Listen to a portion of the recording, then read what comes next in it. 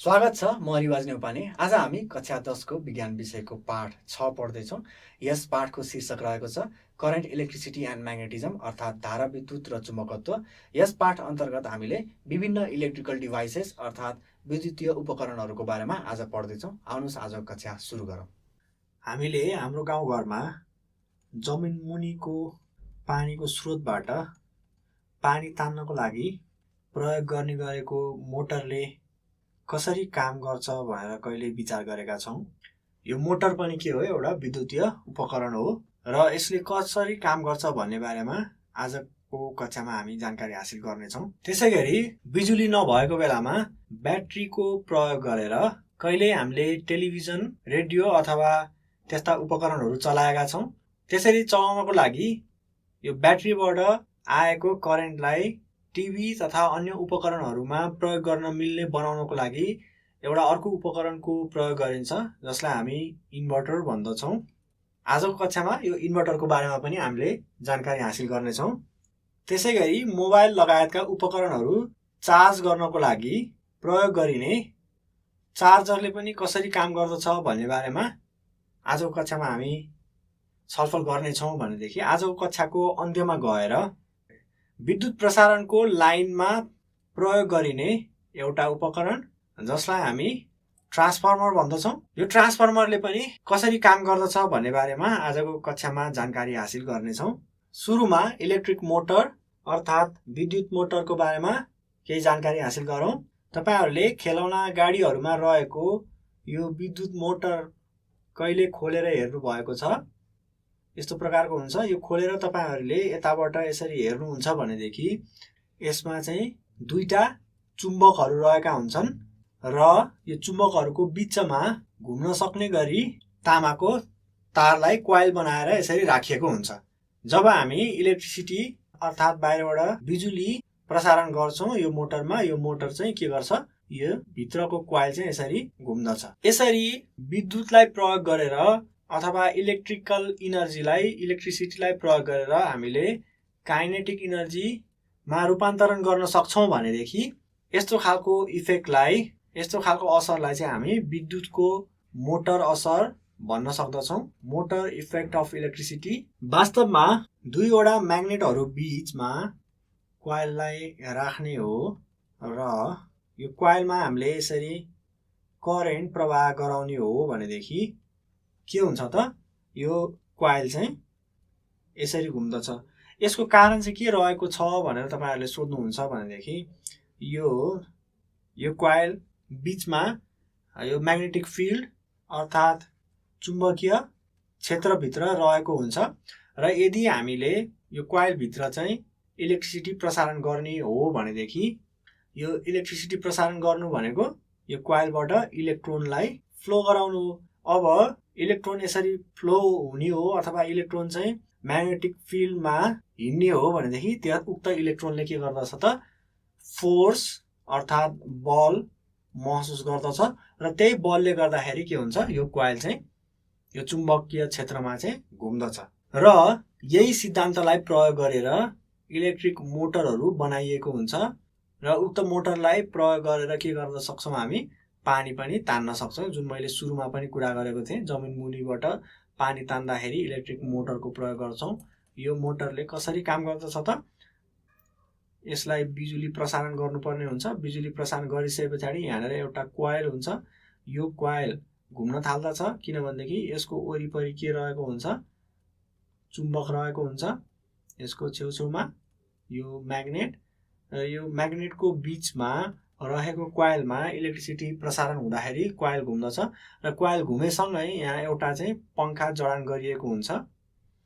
यो पङ्खा पनि घुम्दछ जसले गर्दाखेरि यो पङ्खाको फोर्सले गर्दाखेरि के हुन्छ, हावालाई तलतिर पाइपमा रहेको हावालाई यसरी यो पङ्खाले बाहिर तान्दछ र यो हावा सँगसँगै पानी पनि यसरी तानिएर आउँछ। यसरी चाहिँ इलेक्ट्रिक मोटरले काम गर्दछ र हामीले यी उदाहरणहरूबाट प्रष्ट रूपमा के देख्न सक्छौँ भनेदेखि इलेक्ट्रिक मोटरले चाहिँ इलेक्ट्रिकल इनर्जीलाई काइनेटिक इनर्जी अर्थात् विद्युत शक्तिलाई गति शक्तिमा रूपान्तरण गर्ने काम गर्ने रहेछ। अब हामी इन्भर्टरको बारेमा पढ्दैछौँ। इन्भर्टर भनेको त्यस्तो उपकरण हो जसले अल्टरनेटिङ करेन्ट अथवा एसीलाई डीसीमा भनेको डाइरेक्ट करेन्ट र फेरि डीसीलाई एसीमा बदल्न सक्छ। त्यस्तो खालको उपकरणलाई हामी इन्भर्टर भन्न सक्दछौँ। खासमा इन्भर्टरको प्रयोग चाहिँ ब्याट्री चार्ज गर्न र ठुला ब्याट्रीहरू चार्ज गर्न र चार्ज भएको ब्याट्रीबाट बिजुली निकाल्न चाहिँ इन्भर्टरको प्रयोग गरिन्छ। बिजुली आइरहेको बेलामा यो इन्भर्टरलाई बिजुलीसँग जोडेर इलेक्ट्रिकल इनर्जी अथवा इलेक्ट्रिसिटी चाहिँ यसमा दिने गरिन्छ। हामीलाई थाहा छ हाम्रो गाउँघरमा आउने करेन्ट भनेको चाहिँ अल्टरनेटिङ करेन्ट हो। एसी करेन्टलाई यो इन्भर्टरले के गर्दछ, डीसीमा बदलेर ब्याट्रीमा चार्जहरू स्टोर गर्ने काम गर्दछ र जब लाइन जान्छ, जब इलेक्ट्रिसिटी जान्छ, तब हामी के गर्न सक्दछौँ त यो इन्भर्टरबाट ब्याट्रीमा जम्मा भएको करेन्टलाई चाहिँ निकाल्न सक्दछौँ र त्यतिखेर के हुन्छ त फेरि ब्याट्रीमा स्टोर भएको इलेक्ट्रिकल इनर्जी चाहिँ डीसी करेन्टमा इन्भर्टरसम्म आइपुग्छ र इन्भर्टरले उक्त डीसी करेन्टलाई फेरि एसी करेन्टमा बदलिदिन्छ। अब यसरी इन्भर्टरले डीसी करेन्टलाई एसी करेन्टमा बदलिसके पछाडि हामीले त्यो उक्त एसी करेन्टलाई अब यो इन्भर्टरले डीसीलाई ब्याट्रीबाट आएको डाइरेक्ट करेन्ट अथवा डीसीलाई चाहिँ एसीमा बदलिसके पछाडि के हुन्छ, उक्त एसीलाई हामीले प्रयोग गरेर टेलिभिजन, रेडियो, कम्प्युटर जस्ता विभिन्न उपकरणहरू चाहिँ चलाउन सक्दछौँ। भने पछाडि एसीमा भएको करेन्टलाई डीसीमा बदल्ने र डीसीमा भएको करेन्टलाई फेरि एसीमा बदल्ने काम केले गर्ने रहेछ त, इन्भर्टरले गर्ने रहेछ। अब यसमा ख्याल गर्नुपर्ने कुरा, इन्भर्टरबाट ब्याट्री चार्ज गर्नको लागि हामीले पावर सप्लाईमा मात्र नजोडिकन आजभोलि चाहिँ सोलर प्यानलको पनि प्रयोग गरिन्छ। सोलर प्यानल घरको बाहिर घाम लाग्ने ठाउँमा लगेर राखिन्छ सोलर प्यानललाई। त्यस पछाडि सोलर प्यानलबाट आएको बिजुलीलाई हामीले इन्भर्टर हुँदै ब्याट्रीसम्म पुर्याएर ब्याट्रीलाई चार्ज गरेर राख्दछौँ भनेदेखि फेरि अब रात परे पछाडि हामीले यो ब्याट्रीमा स्टोर भएको इलेक्ट्रिकल इनर्जीलाई फेरि डाइरेक्ट करेन्टबाट एसी अथवा अल्टरनेटिभ करेन्टमा बदलेर फेरि विभिन्न उपकरणहरू चलाएर प्रयोग गर्न सक्दछौँ। राति चाहिँ हामीले बत्ती पनि यसरी बाल्न सक्दछौँ।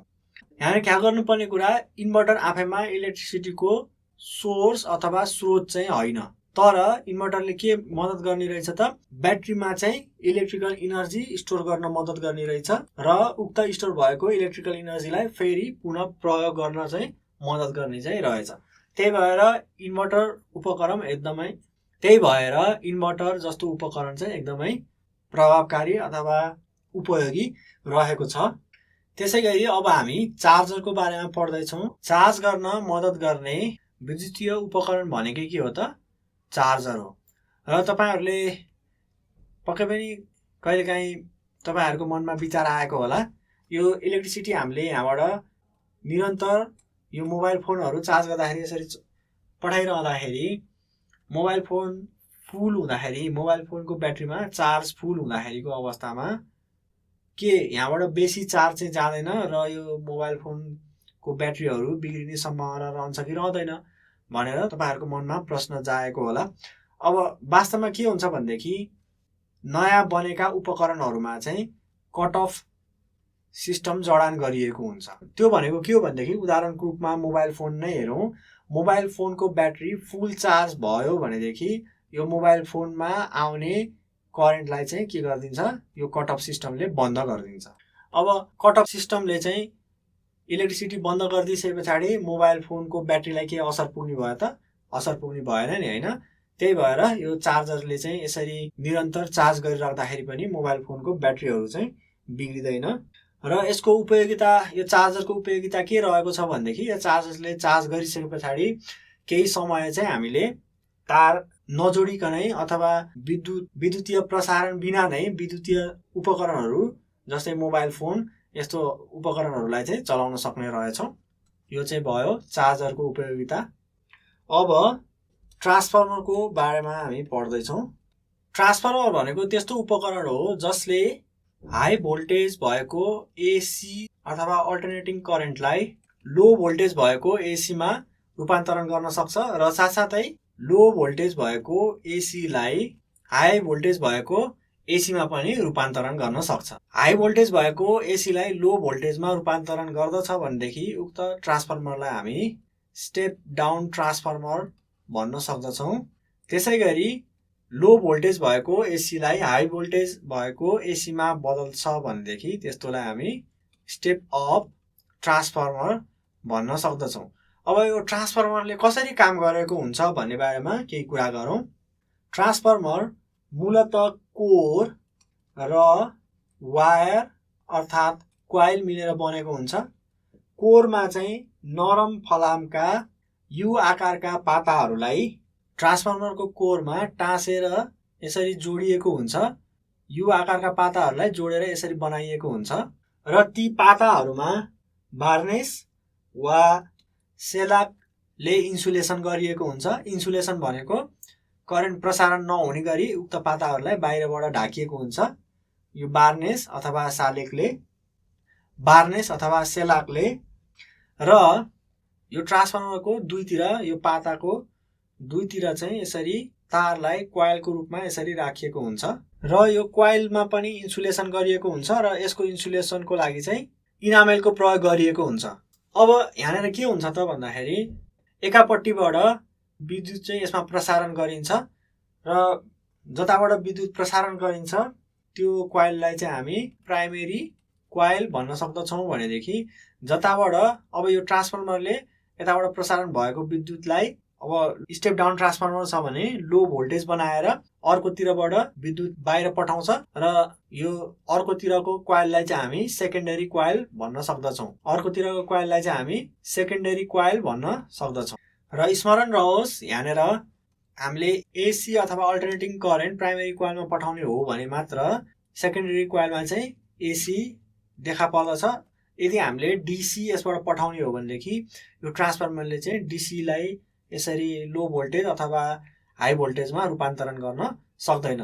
यसको कारण चाहिँ के रहेको छ भनेदेखि जस्तो तपाईँले यहाँबाट एसी करेन्ट इनपुटतिर पठाउनु भयो भनेदेखि अथवा प्राइमेरी कोइलतिर पठाउनु भयो भनेदेखि के हुन्छ त हामीलाई थाहा छ जुन कोइलमा करेन्ट प्रवाह हुन्छ त्यसको वरिपरि चाहिँ म्याग्नेटिक फिल्ड अथवा चुम्बकीय क्षेत्रको विकास भएको हुन्छ। यो उक्त चुम्बकीय क्षेत्र चाहिँ फेरि सेकेन्डरी कोइलसँग गएर मिसिन पुग्दछ अथवा लिङ्कअप हुन्छ। हो यो चुम्बकीय क्षेत्र यसरी लिङ्कअप भइसके पछाडि के हुन्छ त यो सेकेन्डरी कोइलमा पनि अब विद्युत चाहिँ उत्पादन हुन्छ। यहाँनिर ख्याल गर्नुपर्ने कुरा यदि यो सेकेन्डरी कोइलमा लिङ्कअप भएको जुन म्याग्नेटिक फिल्ड रहेको छ यहाँनिर यो म्याग्नेटिक फिल्ड परिवर्तन नहुने हो भनेदेखि जुन सेकेन्डरी कोइलमा जुन करेन्ट प्रोड्युस हुन्छ जुन करेन्ट प्रवाह हुन्छ इलेक्ट्रिक करेन्ट त्यो उक्त करेन्ट चाहिँ एकदम थोरै समयको लागि मात्र प्रवाह हुन्छ अथवा भनौँ यदि यो म्याग्नेटिक फिल्ड चाहिँ यो कन्स्ट्यान्ट हुने हो भनेदेखि त्यतिखेर के हुन्छ त यताबाट करेन्ट चाहिँ जिरो प्रवाह हुन्छ। यसको मतलब सेकेन्डरी कोइलमा चाहिँ करेन्ट आउने भएन। त्यही भएर हामीले एसी इनपुटमा हालिसके पछाडि इनपुट अथवा प्राइमेरी कोइलमा एसी करेन्ट पठाइसकेपछि के हुन्छ त यो म्याग्नेटिक फिल्ड पनि के गर्ने भयो यसको यो म्याग्नेटिक फिल्ड पनि के गर्ने भयो त घटबड हुने भयो अथवा भेराइ गर्ने भयो जसले गर्दाखेरि यो सेकेन्डरी कोइलमा पैदा हुने करेन्टको मात्रा चाहिँ जिरो हुने भएन। भनिसके पछाडि यो म्याग्नेटिक फिल्ड चाहिँ कन्स्ट्यान्ट नहुँदाखेरि करेन्ट पनि जिरो नहुने रहेछ। केही न केही करेन्ट चाहिँ यसबाट प्रोड्युस हुने रहेछ उत्पन्न हुने रहेछ सेकेन्डरी कोइलमा। अब तपाईँहरूलाई कसैले प्रश्न गर्यो भनेदेखि यो ट्रान्सफर्मरलाई लगेर डिसी करेन्टलाई अथवा डाइरेक्ट करेन्टलाई मैले हाई भोल्टेजबाट लो भोल्टेज लान सक्छु कि सक्दिनँ भनेर कसैले सोध्यो भनेदेखि तपाईँले के भन्नुपर्ने भयो डिसी अथवा डाइरेक्ट करेन्टको लागि ट्रान्सफर्मरले काम नगर्ने रहेछ। ट्रान्सफर्मरबाट भोल्टेज अप अथवा भोल्टेज डाउन गर्नको लागि हामीले एसी करेन्ट नै पठाउनु पर्ने रहेछ भन्ने कुरा चाहिँ तपाईहरूले भन्नुपर्ने हुन्छ। अब यहाँनिर हेर्नुहोस् त यदि यो प्राइमेरी कोइलमा रहेको यो कोइलको फन्काहरू चाहिँ N1 वटा छन् र सेकेन्डरी कोइलमा रहेको फन्काहरूको संख्या चाहिँ N2 रहेको छ। त्यसै गरी प्राइमेरी कोइलमा पठाइएको करेन्टको भोल्टेजको मात्रा चाहिँ V1 रहेको छ। त्यसै गरी सेकेन्डरी कोइलबाट उत्पन्न भएको भोल्टेजको मात्रा चाहिँ V2 रहेको छ भने यो 4 वटा परिमाणहरूलाई जोड्नको लागि एउटा समीकरण रहेको छ हामीसँग। त्यो भनेको सेकेन्डरी कोइलमा उत्पन्न भएको भोल्टेजलाई सेकेन्डरी कोइलमा रहेको यो कोइलको फन्काहरूले भाग गर्यो भने उक्त संख्या चाहिँ पठाइएको भोल्टेज र प्राइमेरी कोइलमा रहेको कोइलको फन्काहरूको नम्बर, यो दुईटा यसरी भाग गर्यो भने यो दुवैतिर चाहिँ के हुन्छ, यो चाहिँ बराबर हुन्छ भनेर यो ट्रान्सफर्मरको एउटा इक्वेसन रहेको छ। र यो इक्वेसनबाट हामी के थाहा पाउन सक्छौँ भनेदेखि हेर्नुहोस् त, यो इक्वेसनबाट हामी के थाहा पाउन सक्छौँ त, ट्रान्सफर्मरमा उत्पन्न हुने भोल्टेज चाहिँ के रहेछ त, त्यो ट्रान्सफर्मरको कोइलको फन्कासँग चाहिँ समानुपातिक हुने रहेछ भन्ने कुरा चाहिँ हामी थाहा पाउन सक्छौँ। अब यो कुरा थाहा भइसके पछाडि हामीले स्टेप अप ट्रान्सफर्मर र स्टेप डाउन ट्रान्सफर्मरलाई हामीले कसरी चिन्न सक्छौँ त, एकचोटि फेरि यहाँनिर हेरौँ त। स्टेप अप ट्रान्सफर्मरमा के हुने रहेछ त, त्यसो भए सेकेन्डरी कोइलमा रहेको कोइलको फन्काको सङ्ख्या जुन रहेको छ त्यो र प्राइमेरी कोइलमा रहेको कोइलको त्यो फन्काको सङ्ख्या हामीले कम्पेयर गर्ने हो भनेदेखि, दुईटालाई तुलना गर्ने हो भनेदेखि सेकेन्डरी कोइलको सङ्ख्या चाहिँ बेसी हुनुपर्ने रहेछ। अब यसबाट पनि हामीले के थाहा पायौँ त भनेदेखि स्टेप अप र स्टेप डाउन ट्रान्सफर्मरले कसरी काम गर्दो रहेछ भन्ने कुराको जानकारी हासिल गऱ्यौँ। अब यो ट्रान्सफर्मरलाई कहाँ उपयोग गरिन्छ भनेर तपाईँहरूले मलाई प्रश्न सोध्नुहुन्छ भनेदेखि, स्टेप डाउन ट्रान्सफर्मर चाहिँ अघि मैले कुरा गरेको जुन चार्जर रहेको छ, यो चार्जर साथसाथै विभिन्न उपकरणहरूमा इलेक्ट्रिकल डिभाइसेस भनेर म लेख्छु, यो इलेक्ट्रिकल डिभाइसेसहरूमा चाहिँ यो स्टेप डाउन ट्रान्सफर्मरको प्रयोग गरिएको हुन्छ। किनभनेदेखि हाम्रो इलेक्ट्रिकल डिभाइसेसहरू चाहिँ थोरै भोल्टेजमा काम गर्ने हुन्छन्, तर हाम्रो घरमा आएको भोल्टेज चाहिँ धेरै भोल्ट रहेको हुन्छ। त्यही भएर त्यो धेरै भोल्टलाई थोरै भोल्टमा परिवर्तन गर्नको लागि स्टेप डाउन ट्रान्सफर्मर प्रयोग गरिन्छ भनेदेखि, साथसाथै घरहरूमा बिजुली लैजान पनि स्टेप डाउन ट्रान्सफर्मरको प्रयोग गरिन्छ। र त्यसै गरी स्टेप अप ट्रान्सफर्मरको प्रयोग चाहिँ विद्युत गृहबाट बिजुली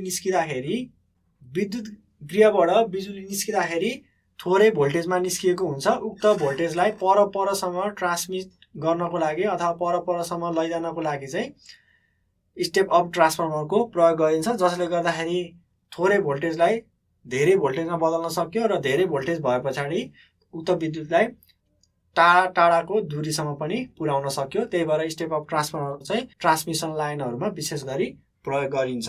अब हामी आजको कक्षाको अन्त्यतिर आइपुगेका छौँ। हामीले आजको कक्षामा के पढ्यौँ भन्ने बारेमा सरसर्ती जानकारी हासिल गरौँ। सुरुमा हामीले इलेक्ट्रिक मोटरको बारेमा पढ्यौँ। यो इलेक्ट्रिक मोटरले इलेक्ट्रिसिटीको मोटर इफेक्ट भन्ने सिद्धान्तमा आधारित रहेर काम गर्दछ भन्ने बारेमा हामीले जानकारी हासिल गऱ्यौँ। र साथसाथै मोटरले चाहिँ इलेक्ट्रिकल इनर्जीलाई काइनेटिक इनर्जीमा परिणत गर्छ भन्ने कुराको पनि जानकारी हासिल गऱ्यौँ। र त्यस पछाडि हामीले इन्भर्टरको बारेमा पढ्यौँ। इन्भर्टरले एसीलाई डीसी र डीसीलाई एसीमा बदल्छ भन्ने कुराको जानकारी पनि हामीले हासिल गऱ्यौँ। त्यस पछाडि हामीले विभिन्न विद्युतीय उपकरणहरूमा रहेको चार्जेबल ब्याट्री अथवा फेरि चार्ज गर्न सकिने ब्याट्रीहरू चार्ज गर्नको लागि प्रयोग गर्ने चार्जरको बारेमा पनि जानकारी हासिल गऱ्यौँ भनेदेखि आजको कक्षाको अन्त्यमा गएर हामीले ट्रान्सफर्मरको बारेमा पढ्यौँ। यो ट्रान्सफर्मर चाहिँ स्टेप अप ट्रान्सफर्मर र स्टेप डाउन ट्रान्सफर्मर हुन्छ भन्ने कुराको जानकारी हासिल गऱ्यौँ। स्टेप अप ट्रान्सफर्मरले थोरै भोल्टेजलाई धेरै भोल्टेजमा बदल्छ भन्ने कुराको जानकारी हासिल गऱ्यौँ भनेदेखि स्टेप डाउन ट्रान्सफर्मरले चाहिँ धेरै भोल्टेजलाई थोरै भोल्टेजमा रूपान्तरण गर्छ भन्ने कुराको पनि जानकारी हासिल गऱ्यौँ। आजको कक्षाको अन्त्यतिर आइपुगेका छौँ। जानुभन्दा अगाडि तपाईँहरूलाई निम्न प्रश्न गृह कार्यको रूपमा छोडेर जाँदैछु। प्रश्न नम्बर 1, मोटरले कुन सिद्धान्तको आधारमा काम गर्दछ? प्रश्न नम्बर 2, इन्भर्टर भनेको के हो? प्रश्न नम्बर 3, ट्रान्सफर्मरको विभिन्न भागहरूको बारेमा लेख्नुहोस्। प्रश्न नम्बर 4, स्टेप अप र स्टेप डाउन ट्रान्सफर्मर बीच भिन्नता देखाउनुहोस्। आजको कक्षा सकिएको छ। जहाँ तपाईँहरूलाई अप्ठ्यारो पर्यो भनेदेखि हामीलाई सम्पर्क गर्न चाहिने इमेल ठेगाना छोडेर जाँदैछु। हाम्रो इमेल ठेगाना रहेको छ learning@dearwork.edu.np। यस इमेल ठेगानामा गएर तपाईँहरूले आफ्नो जिज्ञासा साथसाथै हामीलाई सल्लाह सुझाव पनि पठाउन सक्नुहुनेछ। आजको कक्षा सकियो। धन्यवाद।